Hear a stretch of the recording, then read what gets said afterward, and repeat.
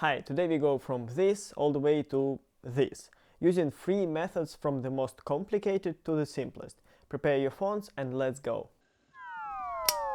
Our first method will be based in Lightroom. It's probably the most complicated among all the three that I'm going to show you today, but it's worth it, I promise. To start with, I open my photo in Lightroom and do some basic corrections.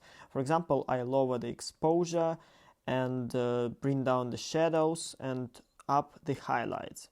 The reason why I do this is pretty simple. Old film cameras didn't have any HDR to balance the shadows and the highlights. So if you want to achieve this warm and contrasty look, we need to make some adjustments. What I do next is go to the curves section and do some light fading. It's pretty easy to do, but it gives a really old school vibe. Another important step is grain, and honestly you can't do too much grain if you want to achieve a really cinematic film look. I usually adjust the size and make it bigger because I just love how it looks. Also, optics on some old film cameras weren't as good and they had this effect called vignette, so we bring this too. I also like to lower the clarity and adjust the texture because it gives a softer look to the picture, and in my opinion it makes it look like a memory, like something from the past, which is good if you want to achieve a film look. The result is already pretty good, but something's missing, and it's the colors. Usually film photos are warm, are somehow more interesting and contrasty, so let's bring it.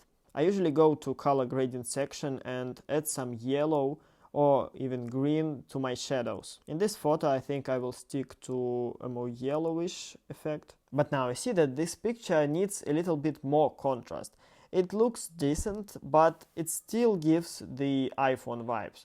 We need to bring down the shadows and do some masking. And now it looks like film. I'm really satisfied with the result, and honestly it couldn't be any better. Sometimes dust gets into film scanners and it gives even more authentic look. So we try to recreate that in Photoshop. I put this dust texture that I found on the internet right on top of my photo and play with blending modes. Usually exclusion works best. But I think it looks a little too bright, so I lower the opacity down to 50 and voila, this is amazing. By the way, if you like my style of editing, I'll put the link to my preset pack down in the description.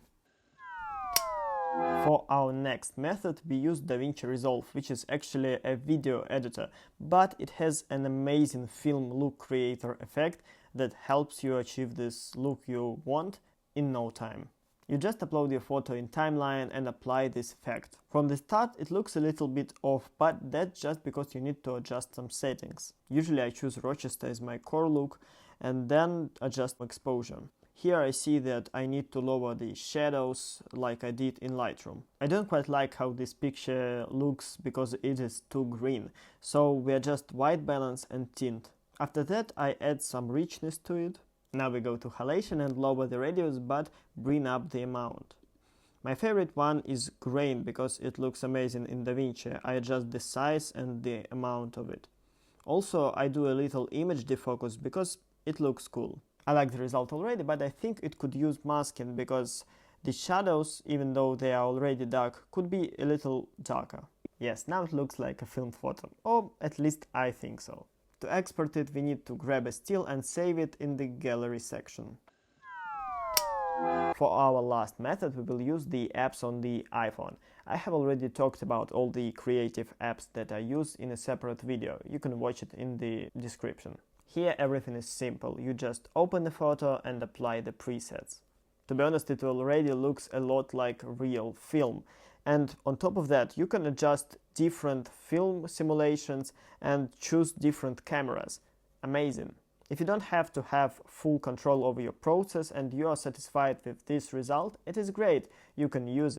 Now I don't want to sound biased, so I will try a couple of different apps that try to simulate film look on your iPhone. Probably the most famous one is VSCO. It's not really film simulations, but it really looks close. I like how HB2 preset looks on this photo. I will just add some contrast and maybe do some cropping. And to finish this off, let's try Dehancer app. I've seen some talks about it on Threads. Oh, I like the halation effect on this one, but it seems a little bit too much. Yeah, this works for me. Here are all the photos that I got today. Write down in the comments which one do you like more. Thank you for watching this video. Don't forget to subscribe. See you soon.